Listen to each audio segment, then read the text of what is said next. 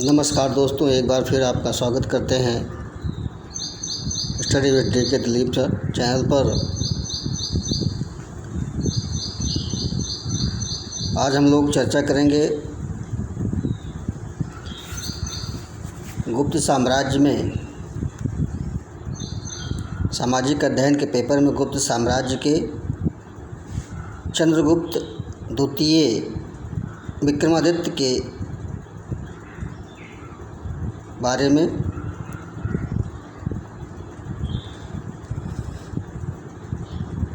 हमने पिछले वीडियो में चर्चा किया था कि समुद्रगुप्त के दो पुत्र थे, जिनमें बड़ा था रामगुप्त, जो अयोग्य एवं विलासी निर्बल शासक था और शकों के दबाव से अपनी पत्नी को शक राजा के पास भेज देता है, ध्रुवदेवी को। और इस बात से उसका छोटा भाई चंद्रगुप्त द्वितीय बहुत ही लज्जित होता है, दुखी होता है और अपने इस अपमान का बदला लेने के लिए उसने ध्रुवदेवी का भेष बनाकर उसके खेमे में चला जाता है, उसके शक शासक के पास, और वहाँ पर उसका वध करता है, उसको हराता है और मार देता है। इसके बाद वापस आकर अपने बड़े भाई रामगुप्त की भी हत्या कर देता है।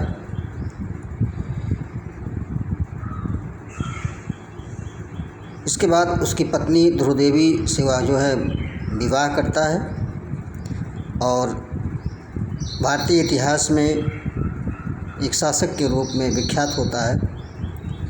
तो आइए देखते हैं कि चंद्रगुप्त द्वितीय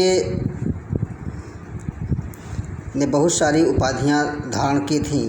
उन उपाधियों की चर्चा कर लेते हैं थोड़ी सी, जिनमें से उसको शकारी अर्थात शकों का शत्रु कहा जाता है और इसी शकों के विजय के उपरांत उसने शकारी जो है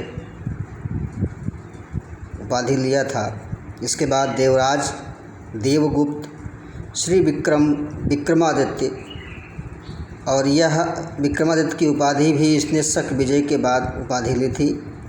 गुप्त वंश का यह पहला शासक था जिसने विक्रमादित्य की उपाधि धारण की थी। इसके अलावा परम भागवत, चंद्र और राजाधिराजर्ष इत्यादि ऐसे जो है बहुत सारे उपाधियों को उसने धारण किया।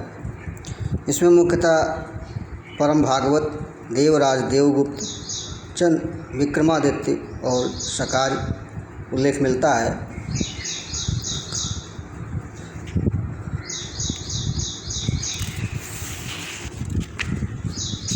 इसके वैवाहिक संबंधों में अगर हम इसके रानियों को देखें तो इसकी जो है ध्रुवदेवी के बाद इसकी दो रानियां और थीं, कुबेर नागा और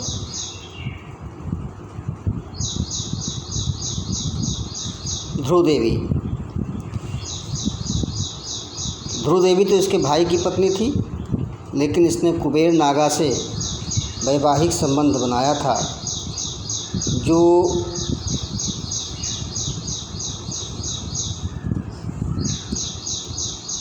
नागवंश की कन्या थी। और इसी कुबेर नागा की संतान या पुत्री कहें तो प्रभावती गुप्ता होती है, जिसका वैवाहिक संबंध रुद्रसेन द्वितीय से होता है।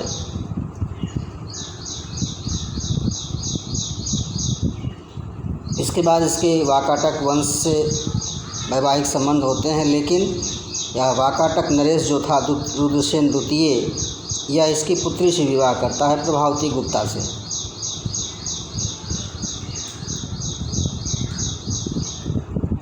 इसके अलावा कदम्ब वंश से भी इसके पुत्रों का वैवाहिक संबंध स्थापित होता है, जिनमें कुमारगुप्त से काकुत्स बर्मन की पुत्री से वैवाहिक संबंध होते हैं। तो इस प्रकार हम देख रहे हैं कि चंद्रगुप्त द्वितीय ने अपने वैवाहिक संबंधों द्वारा पुत्रों के वैवाहिक संबंध द्वारा पौत्रों के वैवाहिक संबंध से अपनी राजनीतिक स्थिति को काफ़ी हद तक मजबूत बना लिया। इसके बाद हम इसके विजयों के बारे में चर्चा कर लेते हैं। इसकी कौन कौन सी विजयें थी, कहाँ कहाँ पर इसने जो है किन किन राजाओं को पराजित किया। तो हम देख रहे हैं कि सर्वप्रथम इसने अपने पिता के विशाल राज्य को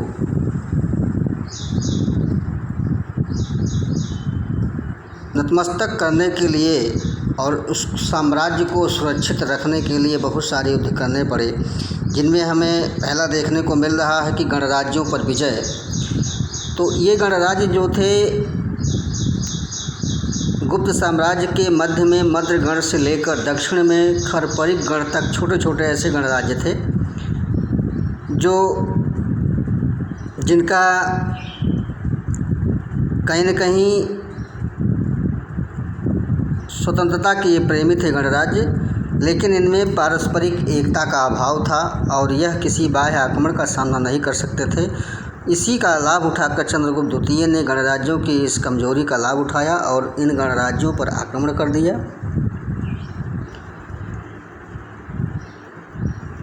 और इससे जो है इन गणराज्यों का अस्तित्व सदैव के लिए समाप्त हो जाता है। इसके बाद इसने विधर्मी शकों का अंत किया, शक क्षत्रपों का जो है अंत किया या विजय प्राप्त किया इस पर, जिनमें शक क्षत्रप पर विजय प्राप्त करने की इसकी जो है इस काल की या इसके शासनकाल की सर्वप्रमुख घटना है, जिसमें मालवा, गुजरात तथा सौराष्ट्र पर इनका जो है शासन होता है। यद्यपि इन शक क्षत्रपों ने समुद्रगुप्त की अधीनता स्वीकार कर ली थी, लेकिन चंद्रगुप्त द्वितीय का विचार था कि विदेशी शक क्षत्रप उसके लिए कभी भी घातक सिद्ध हो सकते हैं। अतः उसने शक क्षत्रपों पर आक्रमण कर राजा शक जो था रुद्र सिंह को पराजित किया और उसकी हत्या करवा देता है। और इसी अभिलाषा में या इसी संपूर्ण विजय की अभिलाषा में इसने जो है विधर्मी शकों को पराजित करने के उपलक्ष्य में इसने शकार्य उपाधि धारण करता है। इसके बाद इसने पूर्वी राज्यों का उन्मूलन किया। इन पूर्वी राज्यों में या पूर्वी प्रदेशों में जो पूरब के क्षेत्र के राजा थे, शासक थे, वह कहीं न कहीं गुप्त साम्राज्य पर आक्रमण करने के लिए एकजुट हो रहे थे, संगठित हो रहे थे। अतः जो है चंद्रगुप्त द्वितीय ने पूर्वी प्रदेश पर आक्रमण करके उन्हें भी विजित कर लिया, उन पर भी विजय प्राप्त किया। इसके अलावा पश्चिमोत्तर भारत अर्थात उत्तर पश्चिम भारत को भी पूर्व राज्यों के अंत करने के बाद इसने जो है गांधार, कंबोज के शक, मुरुंडो में कुषाण का संहार किया।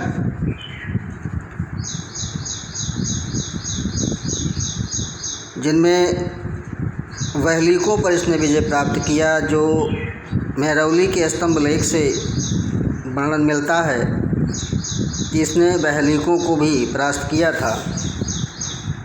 और इसमें स्पष्ट ज्ञात होता है कि चंद्रगुप्त ने सिंधु नदी के 7 मुखों को पार कर वहलीकों को जीता था।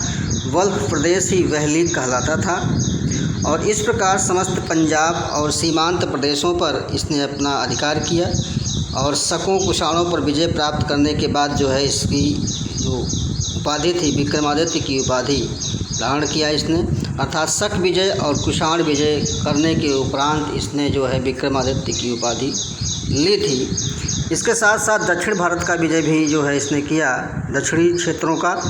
इसका भी उल्लेख मेहरौली लौह स्तंभ से जो है इसके बारे में सूचना मिलती है।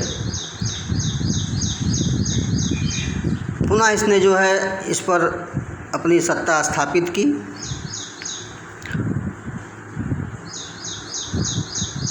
इनमें जो दक्षिण भारत के राजाओं ने अधीनता स्वीकार की थी उनमें उन्होंने रामगुप्त के शासनकाल में भी अधीनता अस्वीकार कर दिया था। इस नाते बात का उसे था कि हमें दक्षिण भारत में या दक्षिण के राजाओं को अपने अधीन करना है। अतः चंद्रगुप्त द्वितीय ने दक्षिण भारत पर आक्रमण कर दिया और वहाँ के शासकों को पराजित किया और उन्होंने इसकी अधीनता को स्वीकार करने के लिए जो है विवश हो गया। इसके साथ साथ इसने दक्षिण के राजाओं से वैवाहिक संबंध ही बनाया, क्योंकि चंद्रगुप्त एक कुशल राजनीतिज्ञ भी था। उसने अपनी स्थिति को मजबूत करने के लिए दक्षिण के राजाओं से वैवाहिक संबंध स्थापित किए ताकि वे किसी समय उसके राज्य पर आक्रमण ना करें, जिनमें से नागवंश की एक सामंत कन्या कुबेर नागा से इसने अपना वैवाहिक संबंध बनाया, अर्थात इसका शादी होता है। इसके बाद कुबेर नागा से उत्पन्न इसकी पुत्री प्रभावती गुप्ता का विवाह वाकाटक वंश के वीर सम्राट रुद्रसेन द्वितीय से होता है और इस बात की जानकारी पूना ताम्रपात से मिलती है। पूना ताम्रपात एक जो है पुरातात्विक साक्ष्य है। इससे जो है यह सिद्ध होता है कि इसने वाकाटक वंश के राजा रुद्रसेन द्वितीय से अपनी पुत्री प्रभावती गुप्ता का शादी किया था। इसके अलावा इसने अपने पुत्र का विवाह कदम वंशी कुंतल प्रदेश के राजा काकुत्स बर्मन से की कन्या से करता है। तो इस प्रकार ये सभी विवाह राजनीतिक दृष्टि से बहुत ही महत्वपूर्ण सिद्ध होते हैं। अब हम अगर इसके शासन व्यवस्था के बारे में चर्चा करें, उसके पहले इसके कुछ और भी कार्य थे जिसको हम थोड़ा सा देख लेते हैं कि इसने अश्वमेध यज्ञ भी करवाया। काशी के दक्षिण में नगवा स्थान में इसने जो है एक घोड़े की मूर्ति मिली है, जो वहाँ पर अश्वमेध यज्ञ के विधान या अश्वमेध यज्ञ कराने का प्रमाण मिलता है। चंद्रगुप्त द्वितीय ने कई प्रकार के सिक्कों का भी प्रचलन करवाया, जिनमें रजत सिक्के, अश्वारूढ़ प्रकार के सिक्के, छत्रधारी सिक्के, ध्वजधारी सिक्के, चक्र विक्रम प्रकार के सिक्के।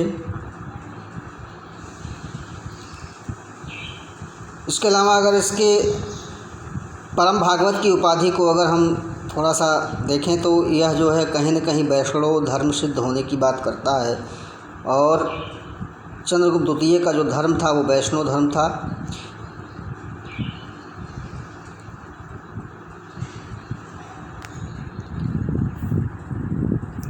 तो आइए इसके हम थोड़ा सा इसके प्रशासन के बारे में, इसके शासन व्यवस्था के बारे में चर्चा कर लेते हैं कि इसका शासन व्यवस्था कैसा था, इसमें क्या क्या पदधारी लोग काम करते थे शासन व्यवस्था को सरल बनाने के लिए। तो हम इसमें देख रहे हैं कि इसका एक केंद्रीय शासन होता था और केंद्रीय शासन के अंतर्गत मंत्रियों के द्वारा, सामंतों के द्वारा, राज पदाधिकारियों के द्वारा, कुमारा मात्य के द्वारा, महाबलाधिकृत के द्वारा और प्रांतों में, विषयों में या ग्रामों में शासन करते थे। तो इस बात की बड़ी प्रशंसा जो है चीनी यात्री फाहियान करता है कि चंद्रगुप्त विक्रमादित्य केवल एक महान विजेता ही नहीं था, बल्कि वह एक कुशल शासक भी था। और उसके समय में या चीनी यात्री जो है फाहियान इसकी बड़ी प्रशंसा करता है। इसके केंद्रीय प्रशासन में या केंद्रीय शासन में एक मंत्रिपरिषद होती थी जो सम्राट को जो है यह परामर्श देता था और मंत्रियों का जो पद होता था वह पैतृक होता था। इन मंत्रियों को मंत्रिण कहा जाता था और इन मंत्रियों में शांति व युद्ध का मंत्री संधिवग्राही कहलाता था। वीरसेन चंद्रगुप्त का मंत्री था। एक अन्य मंत्री जो राजपत्रों को रखता था अक्षय पटल अधिकृत कहलाता था, अर्थात जो राजपत्रों या जो भी राज संदेश होते थे उसको रखने वाले को अक्षय पटल अधिकृत कहा जाता था। और चंद्रगुप्त द्वितीय विक्रमादित्य का जो मंत्री था वह वीरसेन था। इसके अलावा राजा या सम्राट का स्वेच्छाचारी होना, लेकिन उस स्वेच्छाचारिता पर प्रतिबंध लगाने के लिए इस मंत्रिपरिषद को रखा गया था ताकि वह उसको सलाह परामर्श दे सकें। इसके बाद सामंत होते हैं। सम्राट के अधीन अनेक छोटे छोटे सामंत अथवा महाराज होते थे। ये सम्राट जो है ये सम्राट के अधीन कार्य करते थे। और इसके अलावा जो और राज पदाधिकारी होते थे उनके कुछ नाम इस प्रकार हैं, जिनमें कुमारामात्य या कुमार का मंत्री था, अर्थात जो राजकुमार होता था वह इसका मंत्री होता था। इसके अलावा महासेनापति या सेनापति के रूप में महाबलाधिकृत या साम्राज्य के संपूर्ण शक्ति का अधिकारी होता था।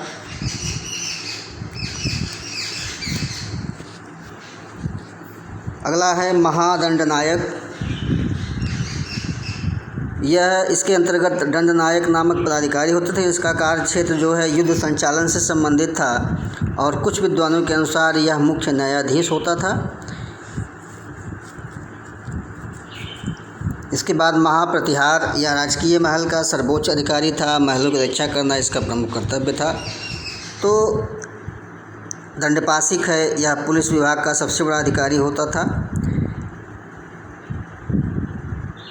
इसके अलावा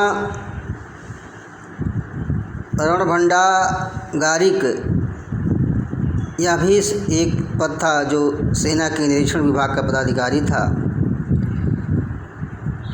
भंडागाराधिकृत या कोषाध्यक्ष का अधिकारी था। अष्टपति सम्राट या स्त्री विभाग का अध्यक्ष होता था। विनय स्थिति स्थापक यह धार्मिक तथा आचरण संबंधी बातों का निरीक्षण करता था। सर्वाध्यक्ष या समस्त विभागों का निरीक्षक था। शालिकक या भूमि कर लेने वाला, जिसको हम कह सकते हैं लैंड रेवेन्यू कलेक्टर। अगला है महाक्ष पटलिक या लेखागार का सर्वोच्च अधिकारी, जिसको हम ऑडिटर कह सकते हैं। पुस्तपाल गोप या ग्रामों का जो गोप होता था वह ग्रामों का आय व्यय रखने वाला होता था। कर्णिक या आधुनिक रजिस्ट्रार की भांति होते थे। और दिवीर तथा लेखक या वर्तमान लिपिक की भांति होते थे। तो ये छोटे छोटे जो है पदाधिकारी इसके राज पदाधिकारियों में उल्लिखित हैं। अब अगर हम केंद्रीय प्रशासन के बाद प्रांतीय प्रशासन की बात करें तो इनमें शासन को सुचारू रूप से चलाने के लिए चंद्रगुप्त ने अपने साम्राज्य को अनेक प्रांतों में विभाजित किया था और इन प्रांतों को देश अथवा भुक्ति कहा जाता था। तो कहने का तात्पर्य ये है कि एक केंद्रीय प्रशासन होता था जो आज के समय में एक केंद्र गवर्नमेंट होती है और एक प्रांतीय गवर्नमेंट होती है, उसके अधीन स्थानीय शासन कराए जाते हैं। इसी प्रकार चंद्रगुप्त या गुप्त वंश में कहें तो एक केंद्रीय प्रशासन होता था, इसके बाद प्रांतीय शासन के अधीन विषय शासन और विषय शासन के अधीन जो है ग्राम शासक। इस टाइप से हायरार्की जो है बनाई गई थी। तो प्रांतीय शासन में जो है प्रांत को जो है भुक्ति या देश कहा गया, या अनेक देश या भुक्ति में बटा हुआ था, अर्थात अनेक राज्यों में बटा हुआ था। इसके अधीन विषय शासन का तात्पर्य है कि इनको जो है कहीं न कहीं एक ज़िले या मंडल के रूप में देखा जाता है। जो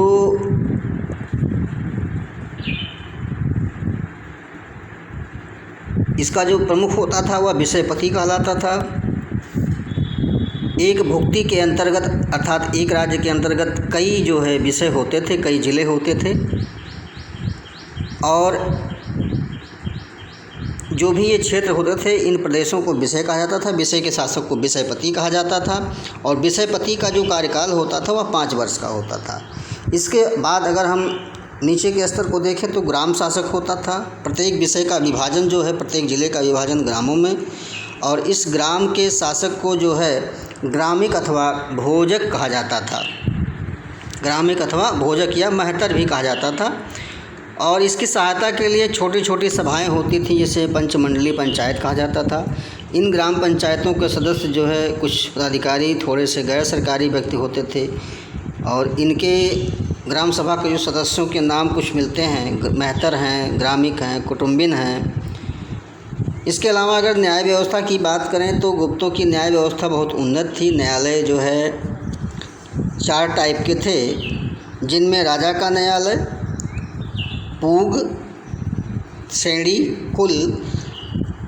तो कहने का मतलब ये है कि जो भी न्याय व्यवस्था थी वह 4 भागों में बटी थी और दंड विधान बहुत अधिक कठोर नहीं था। दंड जो है अपराध के अनुसार दिया जाता था। अपराधियों की अपराध करने की प्रवृत्ति को देख करके उसको दंडित किया जाता था परिस्थितियों के आधार पर। इनमें से अगर बार बार विद्रोह करने पर देखा जाए कि बार बार कोई व्यक्ति विद्रोह कर रहा है तो उसका दाहिना हाथ काट दिया जाता था। और प्राणदंड या अन्य शारीरिक दंड जो है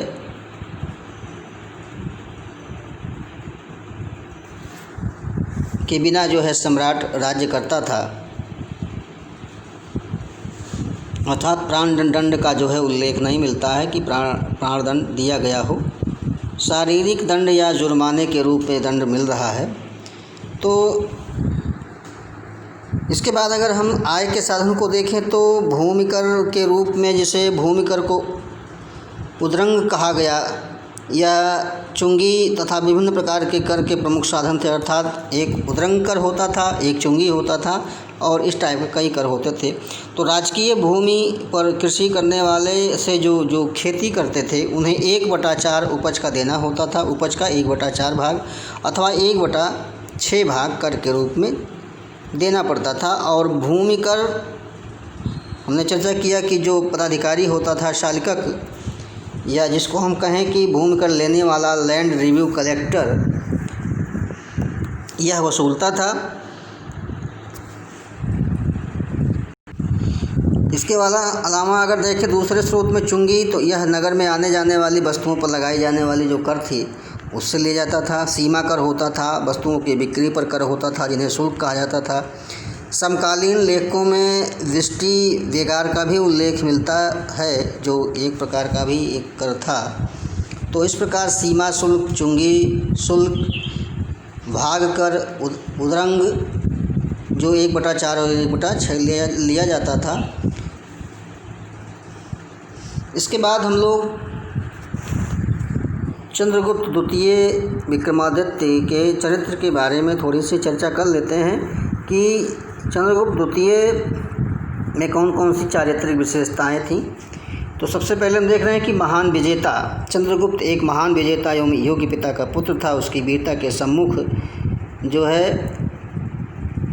सारे लोग जो है मैदान छोड़कर भाग जाते थे और उसने अपने विजय अभियानों में गणराज्यों का अंत किया, बंगाल में विद्रोहियों का दमन किया, क्षत्रपों का, वैलिकों को, दक्षिण के राजाओं को, और अपने विजय के उपलक्ष्य में, इन सारे विजयों के उपलक्ष्य में अर्थात शकों और कुषाणों को विजित करने के उपरांत इसने जो है विक्रमादित्य की उपाधि लिया।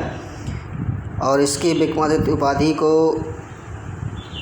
जो प्रमाणित करता है, उसके सिक्के हैं जो प्रमाणित करते हैं। इसके अलावा महान कूटनीतिज्ञ भी था, एक विजेता होने के साथ साथ। और उसने कूटनीतिकता का जो परिचायक होता है कि दक्षिण के राजाओं को, कुछ लोगों को विजित भी किया और कुछ लोगों से वैवाहिक संबंध भी बनाया। तो इस प्रकार इसकी स्थिति वैवाहिक संबंधों से जो है दक्षिण का पुनः आक्रमण होने का जो भय था वो समाप्त हो जाता है।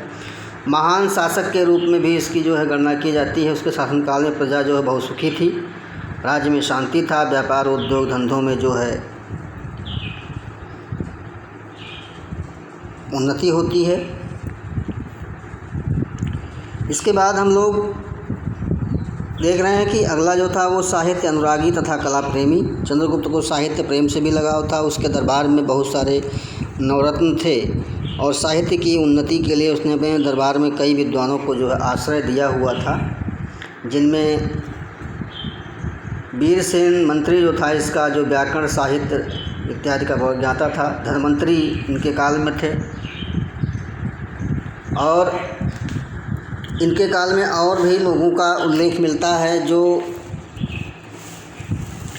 जिन्हें नवरत्न कहा जाता था, जिनमें कालिदास, धन्वंतरी, छपड़क, अमर सिंह, शंकु, बेताल भट्ट, घटकपर, वाराहमिहिर, वररुचि जैसे विद्वान थे। तो अनुश्रुतियों के अनुसार जो है इसके दरबार में 9 विद्वानों की एक मंडली निवास करती थी, या नवरत्नों को कहा जाता है इन्हें। इसके बाद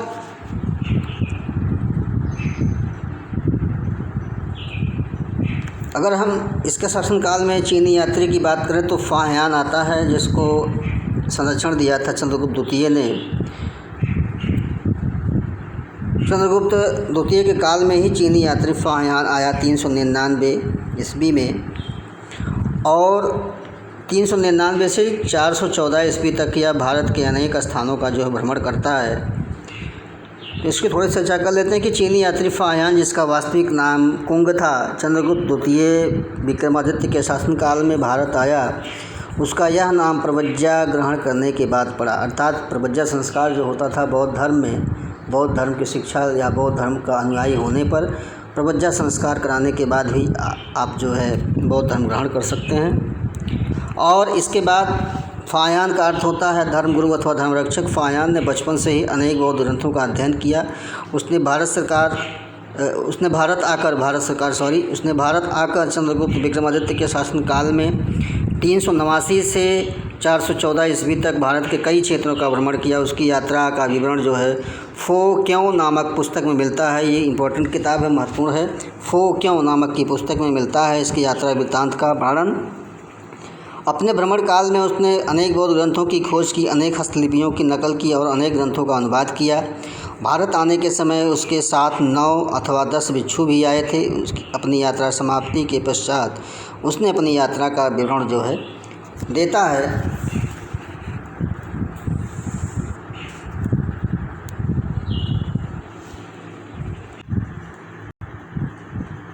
आज के लिए बस इतना ही। आज की क्लास यहीं पर समाप्त होती है। अगले वीडियो में अन्य शासकों के बारे में और गुप्त वंश के सामाजिक, आर्थिक, राजनीतिक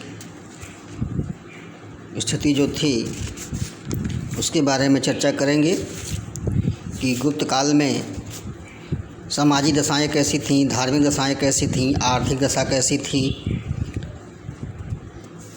और अन्य शासकों के बारे में अभी जो बचे हैं जैसे कुमारगुप्त हैं, स्कंदगुप्त हैं और अन्य जो उत्तराधिकारी हैं। साथ साथ में गुप्त साम्राज्य के पतन के बारे में भी चर्चा की जाएगी। गुप्त साम्राज्य का पतन क्यों हुआ और गुप्त साम्राज्य को स्वर्ण काल क्यों कहा जाता है, गुप्त काल को स्वर्ण युग क्यों कहा जाता है, इसके बारे में चर्चा करेंगे। तब तक के लिए धन्यवाद।